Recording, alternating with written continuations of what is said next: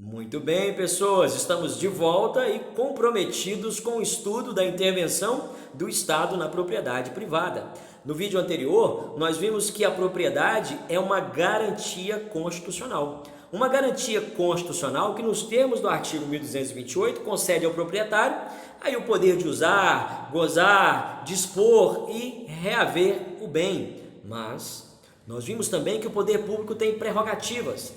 Especificamente aqui no contexto do nosso estudo, o poder público tem a prerrogativa de intervir na propriedade. E no exercício dessa prerrogativa, o poder público pode disciplinar ou limitar aqueles poderes lá do 1228 do Código Civil. O poder público pode mais, ele pode até mesmo retirar a propriedade. Nós vimos isso também. E você sabe que quando ele retira a propriedade, a intervenção é supressiva. Ele atinge o caráter perpétuo. Muito bem, atinge o caráter perpétuo. Agora, se ele apenas limita, disciplina o exercício dos poderes lá do artigo 1228 do Código Civil, aí a intervenção é restritiva, atinge o caráter exclusivo ou absoluto. A propriedade continua com o seu dono, não retira a propriedade. A restritiva não retira a propriedade, somente a supressiva. Vamos avançar no estudo, vamos agora analisar as hipóteses de intervenção restritiva. Vamos falar das restritivas, são cinco hipóteses. Nós temos a limitação administrativa, nós temos a servidão administrativa, a ocupação temporária, temos a requisição e o tombamento. Vamos falar de cada uma delas. Primeiro, na tela, limitação administrativa, a nossa primeira hipótese de intervenção restritiva. E repito, é apenas uma restrição, é uma disciplina, limitação do exercício dos poderes lá do artigo 1228, não está tirando a propriedade. Muito bem, a limitação administrativa, pessoas, ela é geral e abstrata. O que significa ser geral? Significa que ela está direcionada para um número indeterminado de proprietários e propriedades. Ela está direcionada para o número indeterminado, por isso que ela é geral, tá? Por que ela é concreta? Porque ela não está regulando uma situação específica, uma situação concreta. Ela é abstrata, ela é para o futuro, ela impõe um comportamento obrigacional para frente, situações jurídicas futuras. Então ela não é uma imposição que disciplina uma situação específica, concreta, de agora. Está acontecendo agora essa situação e ela vai ali limitar o exercício dos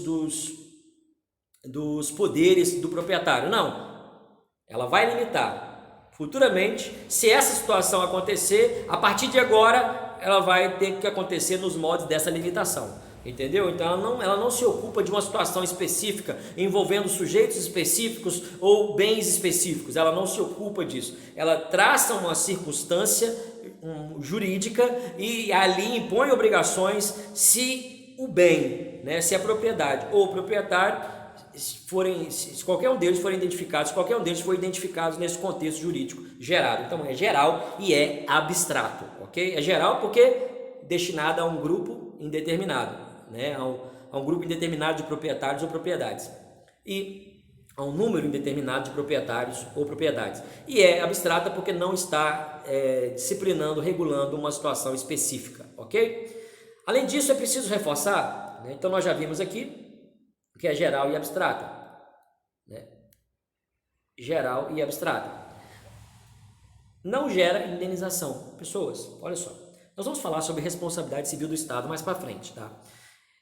Para falar em responsabilidade civil do Estado, é preciso que alguns requisitos, né, para que haja a responsabilização civil do Estado, é preciso que alguns requisitos sejam preenchidos. Mas eu destaco imediatamente que o dano é um deles. Um dano específico, concreto, excepcional, extraordinário. Quando eu falo em uma obrigação geral e abstrata, como é que eu vou falar em dano concreto? Como é que eu vou falar em situação específica, extraordinária, se a obrigação ela é geral, se a situação ela é abstrata?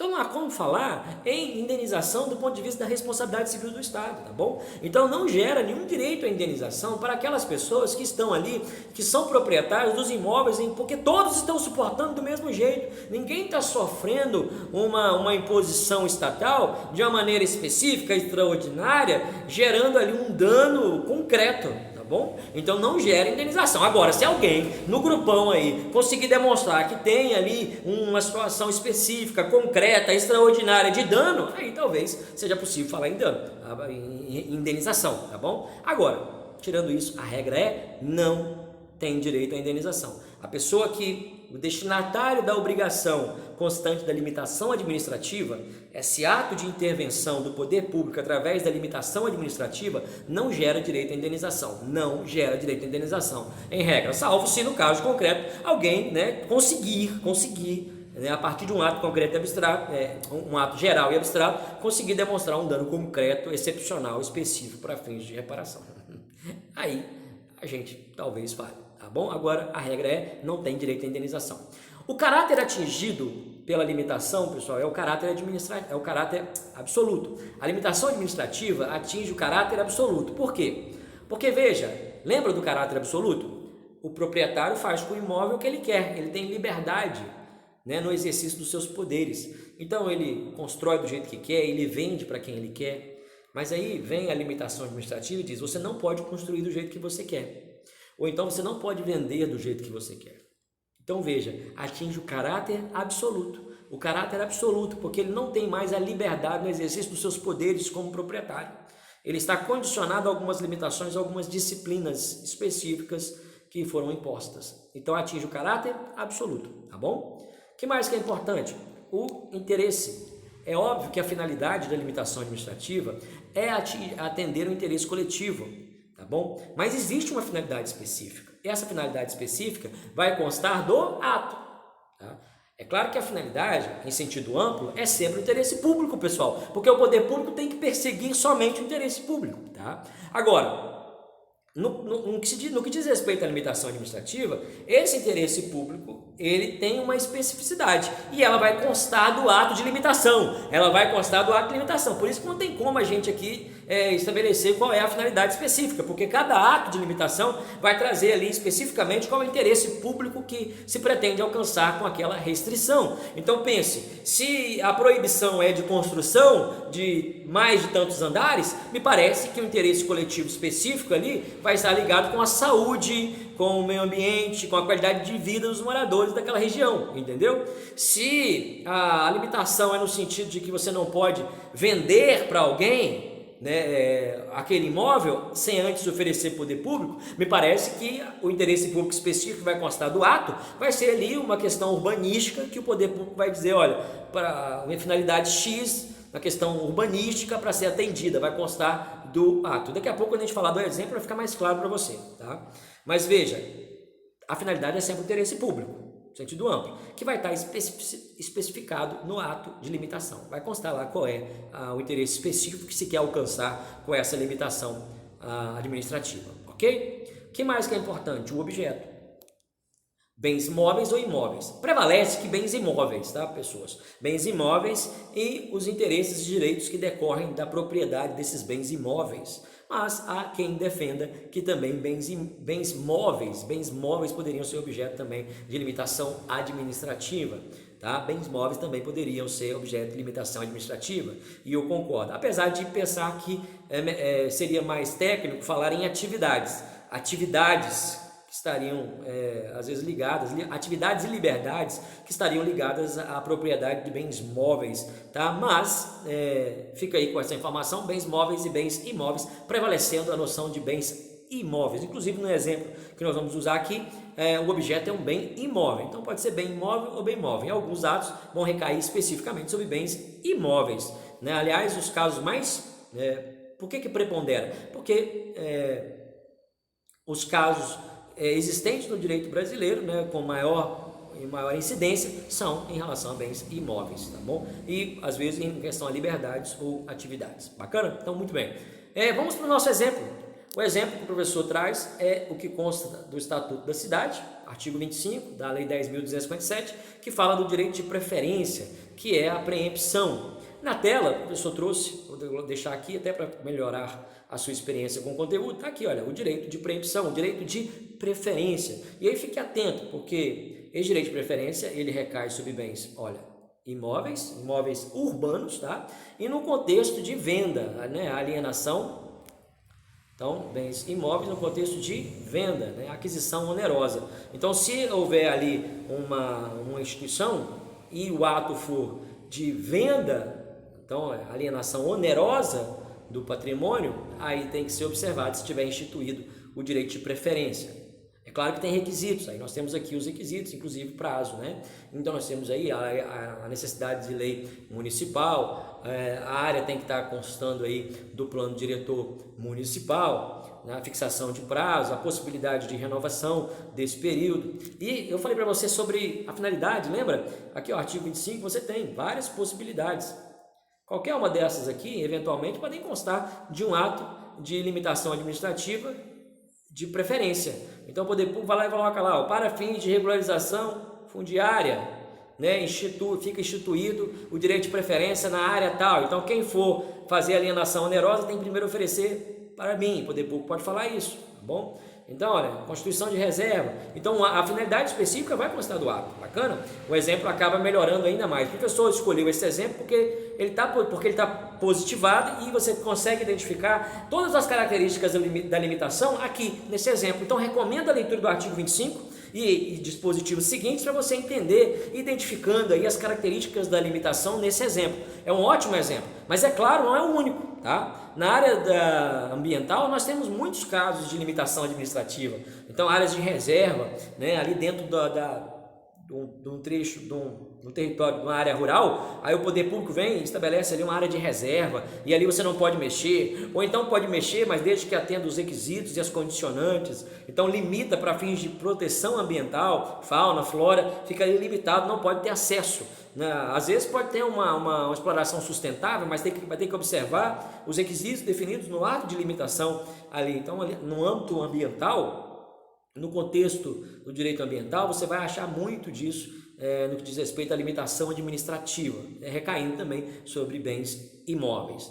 Bacana? Tranquilos? Então, para finalizar, mas vamos lá, antes, vimos aí as características iniciais. Identificamos que é geral abstrata, não gera direito à indenização, atinge o caráter absoluto, busca atender o interesse coletivo, que vai estar explicitado no ato de limitação, pode recair sobre bens imóveis e bens móveis, e nós vimos o exemplo, o professor estava esquecendo dos efeitos. Veja, quais são os efeitos possíveis de uma limitação administrativa? São os mais variados, pode ser obrigação de fazer, obrigação de não fazer, mas a partir de quando eles podem ser realmente impostos para fins de cumprimento? A partir da edição do ato, a partir da instituição da limitação. Então o efeito é para frente, nunca para trás. Então os efeitos, né, que pode ser uma obrigação, o efeito de uma obrigação de fazer, o efeito de uma obrigação de não fazer, só tem validade a partir da confecção do ato de limitação. Ele não pode retroagir sob pena de uma flagrante insegurança jurídica, né? Pode acontecer aí uma insegurança jurídica absurda. Então pense, a obrigação de não fazer, não pode construir mais de tantos andares, mas a pessoa já construiu, aí vai retroagir, vai obrigá-la a demolir, né? Ou então obrigação de não construir imóvel comercial nessa área, mas o cara já construiu há 5 anos, ele já construiu, está ali explorando o comércio, aí vai ter que fechar o comércio dele, vai ter que derrubar e fazer uma casa? Não faz sentido algum, então gera insegurança jurídica. Então não retroage, é ex nunc, é do ato para frente. Então as obrigações só geram efeito dali para frente. As obrigações, como eu disse, podem ser obrigações de fazer e de não fazer. Agora, os efeitos dessas obrigações para fins de impor comportamentos é só da confecção do ato para frente. Bacana? Agora sim, para finalizar, vamos aqui ver as últimas características do que diz respeito à limitação. E aí eu destaco para você, que está presente no nosso slide, a limitação, pessoal, em regra, ela é por prazo determinado, tá? E a gente até viu no exemplo do artigo 25, né, ali 5 anos podendo ser renovado. pode ser renovado esse período de instituição da intervenção, da restrição ali, da disciplina, da limitação ao direito de propriedade no que diz respeito à livre disposição, no caso do direito de preferência, da preempção. Então o prazo é de 5 anos. Em regra, a limitação administrativa tem prazo, e o prazo vai constar do ato. Mas é possível, pessoal, que a limitação tenha caráter perpétuo. O que é ter caráter perpétuo? É ser instituído sem prazo determinado, como acontece no meio ambiente. Quando eu vou lá e coloco uma área de reserva e estabeleço que aquela área está preservada e não fico o prazo, ali a área eterna. Então, assim, aí ela é perpétua. Então, a limitação administrativa pode ser perpétua. Em regra, ela tem prazo, porque normalmente se dá prazo, né? Tirando aí o contexto ambiental, né, do exemplo que eu citei, tirando isso aí, normalmente a limitação administrativa tem um prazo certo, tem um prazo determinado, com possibilidades de renovação. Agora, é possível que haja sim uma limitação administrativa que seja perpétua, ou seja, que ela não tenha um prazo certo, perpétua nesse sentido, não tem um prazo determinado, ok? Então ela teria esse caráter permanente, perpétuo, no que diz respeito aos efeitos produzidos com essa limitação, com essa intervenção. Bacana? É óbvio que eu estou dizendo, a regra é que normalmente tem prazo, tá? Normalmente tem prazo, né? Porque você tem que entender que eu estou diante do direito de propriedade, uma garantia constitucional, que não pode ficar ali, em tese, ad eterno, sujeito à intervenção do Estado, tá? Então, em regra, tem prazo. Mas é possível, a depender do interesse que está sendo protegido, tutelado, é possível que ela tenha caráter permanente, perpétuo, porque não tem prazo fixado, tá bom? O que mais que é importante destacar? É a questão do ato unilateral, que imagino que você já tenha identificado isso, porque quando eu falei que se eu estou falando de intervenção, e a intervenção é uma prerrogativa do Estado, né, decorre da supremacia do interesse público sobre o interesse privado, ou seja, é um ato de império, é logo um ato unilateral do poder público, não depende de manifestação de vontade. Ei, eu não concordo, não. Pouco importa se você não concorda, se você discorda, não tem esse valor para fins de validade do ato. É um ato unilateral. O poder público, no seu poder de império, no exercício da sua prerrogativa, institui a limitação e pronto. No caso do direito de preferência, você vai vir o ato lá e vai instituir aí essa situação, no caso do direito de preferência, lá o direito de preempção. Bacana? Então fique tranquilo com isso aí, porque é um ato unilateral, não depende de manifestação de vontade alguma, tá? É supremacia do interesse público sobre o interesse privado. A limitação pode ser extinta. Veja, a limitação ela pode ser instituída por lei ou por ato administrativo, tá? Então só tem que observar a forma, tem que observar aí o princípio da simetria, no sentido de que a mesma forma que instituiu tem que ser a forma para desinstituir. A forma que instituiu tem que observar para fins de extinção também essa. Salvo se eu estiver falando de uma situação em que a limitação foi instituída por ato e vem a lei, né, e faz com que esse ato caduque. Aí é outra coisa, é diferente, tá bom? A extinção pode vir eventualmente por caducidade, quando a lei, que era a validade desse ato, deixa de existir, é revogada ou é alterada, tirando a validade desse ato de limitação administrativa. Mas a regra é essa: instituiu por ato, vai extinguir por ato; instituiu por lei, vai extinguir por lei. E aí só tem que observar. Então pode ser extinta, mesmo porque, como nós falamos, ela pode ser até uma extinção a termo. Como ela tem prazo, então uma limitação administrativa instituída por 5 anos, no caso lá do direito de preferência, a preempção, eu tenho lá 5 anos de validade, não renovou, ela foi extinta, extinguiu, e ali houve normalmente a extinção sem depender de um novo ato, foi uma extinção a termo, é possível também. Agora, se há uma extinção antecipada, aí eu tenho que observar o ato ou a lei para fins de observância aí da forma. Bacana? Então, se foi por ato, vou extinguir por ato. Se foi por lei, vou extinguir por lei. Pessoal, essas foram as informações mais importantes, mais relevantes no que diz respeito ao estudo da limitação administrativa, a nossa primeira hipótese de intervenção restritiva. Lembrando que intervenção restritiva não retira a propriedade, ela continua ali com o seu dono, apenas há uma limitação, uma disciplina no que diz respeito ao exercício dos poderes do artigo 1228 do Código Civil. Bacana? A gente volta daqui a pouquinho para falar da próxima hipótese de intervenção restritiva. Não sai daí, volta já.